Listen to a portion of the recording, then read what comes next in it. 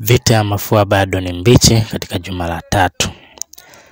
Mfululizo wa masomo haya katika uleaji wa vifaranga.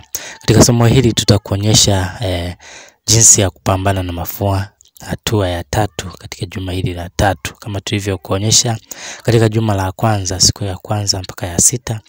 Vile vile mafua bado ni changamoto katika juma la 3 kwa sababu mafua na kikohozi yanaweza kujitokeza kuanzia siku ya 15 mpaka siku ya 20. Tutakuonyesha jinsi ya kutumia mbegu za mlonge katika kutatua changamoto hii.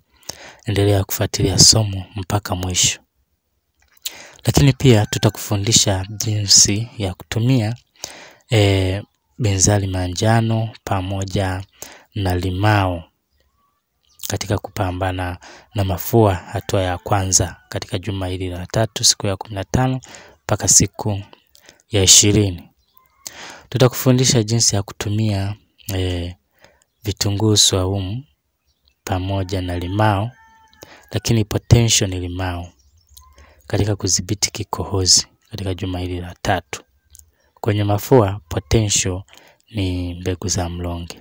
Vingine hivi vinajulikana kama vile tangawizi pamoja na vitu vingine. Limao ndio potential kwa kikohozi, lakini tutakuonyesha jinsi ya kuunganisha sasa viambata hivi vyote katika kupambana na mafua hatua ya 3 katika juma la 3, siku ya 15 mpaka siku ya 20. Katika juma hili la 3 upo utofauti katika kubaini na kupambana na mafua kwa vifaranga, tofauti na ilivyokuwa katika juma la kwanza, kwa sababu katika juma la kwanza ni vigumu kubaini ama kumtambua kifaranga ambaye anasumbuliwa na mafua, na mara nyingi unaweza kushangaa vifaranga wanaanguka tu na kufa ghafla bila kuonyesha dalili katika juma la kwanza. Na sababu ni kwamba wanakuwa ni wadogo. Wanapokuwa wakionyesha dalili za mafua, ni vigumu kwa mfugaji kubaini changamoto hiyo, kwa sababu akipiga chafya inakuwa si rahisi kusikia au akiwa anakohoa. Na nilikuelekeza namna ya kubaini. Ukimshika huwa wanalia kwa sauti, huwa anashauti, lakini kama anashambuliwa na tatizo la mafua hawezi kulia na anakuwa hatoi sauti, anakuwa akitaka hewa ama kupumua kwa shida, pamoja na kuwa na udenda mdomoni. Ila mpaka umchunguze ama uangalie vifaranga wanaozubaa, ukague dalili hizo. Mara nyingi ugonjwa hatari unaoshambulia katika hatua za awali ni haya mafua. Mara baada ya kujua na kuelewa namna ya kudhibiti katika hatua hiyo ya kwanza, tunahamia hatua ya 3 katika juma la 3, kuanzia siku ya 15 mpaka siku ya 18, siku ya 20. Na hapa tutakuonyesha hatua 2 muhimu. Katika kila hatua kuna vipengele viwili kwa ajili ya kupambana na mafua. Katika hatua ya kwanza unatakiwa kudhibiti ama kuongeza kinga kwa kuku ama vifaranga hao. Siku ya 14 wametoka kwenye chanjo, hivyo unapaswa kuwatengenezea vitamini kwa siku 3 za mwanzo, kuanzia siku ya 15, 16 na siku ya 17. Hivyo sasa kuanzia siku ya 15 mpaka siku ya 17 unatakiwa kuwatengenezea vitamini. Vitamini hiyo unatakiwa kuiandaa kwa vifaa vifuatavyo. Cha kwanza, tafuta unga wa mlonge. Cha pili, unga wa mpapai pamoja na unga wa oregano. Chukua gramu 5 za unga wa mlonge, gramu 5 za unga wa mpapai pamoja na gramu 5 za unga wa oregano. Hatua 2 kwa ajili ya kuandaa. Hatua ya kwanza ni kuchemsha. Natakiwa uchukue hizo gramu 15 kwa kila mchanganyiko, gramu 5 kwa kila mchanganyiko, ambapo jumla ni gramu 15, yani gramu 5 za mlonge, gramu 5 za mpapai pamoja na gramu 5 za majani ya oregano. Weka kwenye maji lita 5 mpaka lita 7, yachemshe na uyaache yapoe, kisha wapatie wanywe kwa muda wa siku hizo 3, siku ya 15, 16 na siku ya 17. Hatua ya pili ni kwa ajili ya kuloweka. Natakiwa uchukue gramu 5 za majani unga wa mlonge, gramu 5 za unga wa mpapai pamoja na gramu 5 za unga wa oregano, na kisha weke kwenye maji lita 5 mpaka lita 7. Yaache jioni, uloweka jioni na asubuhi changanya mchanganyiko huo vizuri, kisha weke unywe kwa muda wa siku hizo 3, siku ya 15 hadi siku ya 17. Kwa kuwapa dawa hii utakuwa umewaongezea kinga na umewakinga na magonjwa mengi ya bakteria pamoja na hatari za mashambulizi ya magonjwa nyemelezi ikiwemo coccidiosis pamoja na magonjwa na mafua.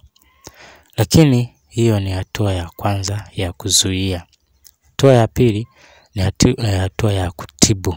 Kutibu, tiba unatakiwa uwape kuanzia siku ya 17, 18 mpaka siku ya kuanzia siku ya 18 mpaka siku ya 20. Siku ya 18 unawapa, siku ya 19 unawapa na siku ya 20 unawapa kwa hizo siku 3. Vitu unavyopaswa kuandaa kwa ajili ya kutengeneza tiba ya dawa hizi ni kama ifuatavyo. Katika dawa hii ya mafua, potential au dawa ya kiungo muhimu ni mbegu za mlonge. Mbegu za mlonge zipo kila mahali na zinafahamika. Kwa hiyo ndio potential katika tiba ya hizi siku 3. Mbegu za mlonge zina vitamini nyingi, zina antimicrobial ambayo ni sifa inayopambana na bakteria, anti-inflammatory, antioxidant, lakini pia ina sifa nyingi za madini pamoja na mafuta, ambayo yote haya yanaleta umuhimu mkubwa katika kupambana na mafua pamoja na magonjwa mengine ya bakteria. Katika kuandaa dawa hii unatakiwa uandae vifaa vifuatavyo. Tafuta gramu 5 za pilipili kichaa, gramu 5 za vitunguu swaumu, gramu 5 za tangawizi pamoja na nusu kiganja cha mbegu za mlonge. Twanga kwa pamoja mchanganyiko huu mpaka ulainike. Mbegu za mlonge zinakuwa na sifa ya kuonyesha kama maziwa kwa sababu zina mafuta. Hakikisha unatwanga mchanganyiko huu kwa mpaka ulainike.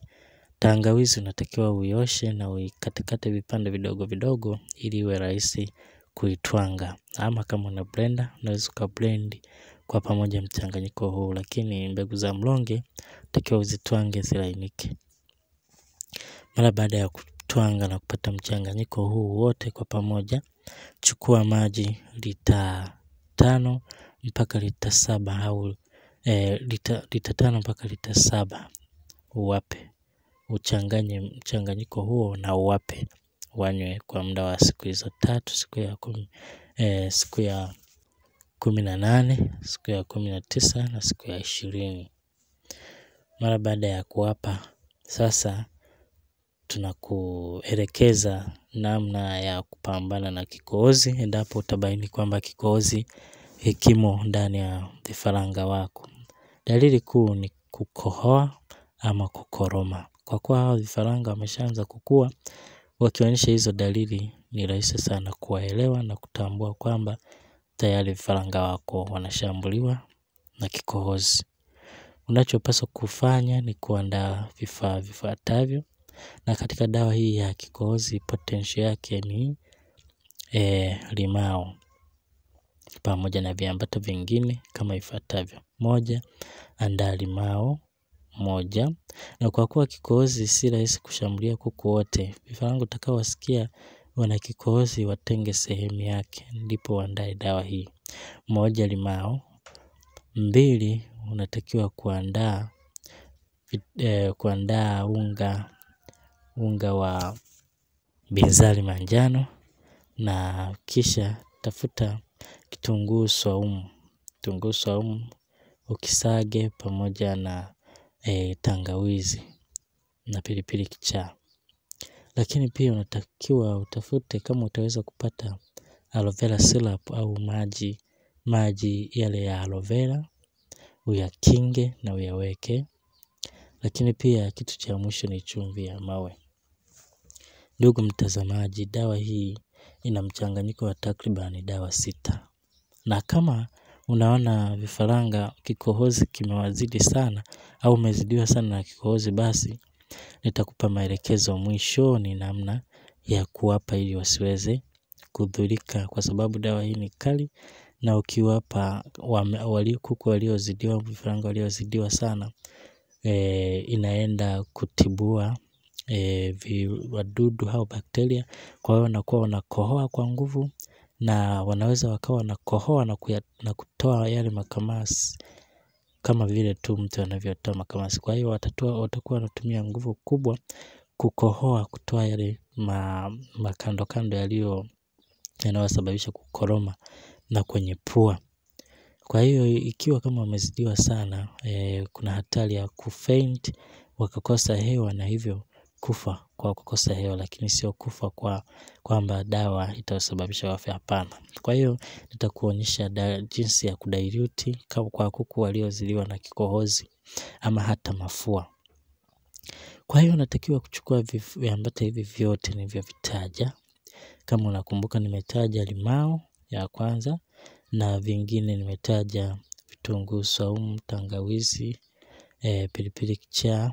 Alafu nikakwambia utafute aloe vera syrup, nikakwambia utafute binzari manjano, na pamoja na chumvi ya mawe. Chumvi ya mawe chukua gramu 5. Na unachopaswa kufanya sasa, chukua hizi dawa 3 za mchanganyiko wa dawa hizi 3.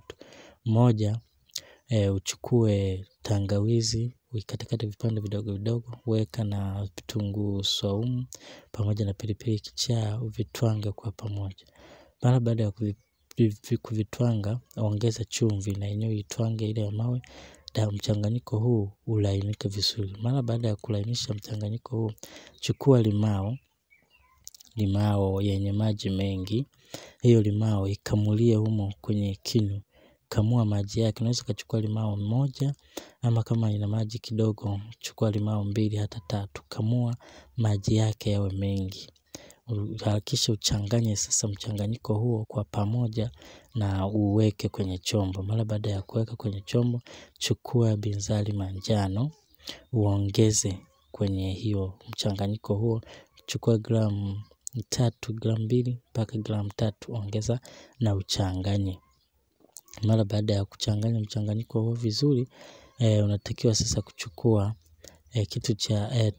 kitu kinachofuata kuchanganya ni aloe vera syrup au maji ya aloe vera.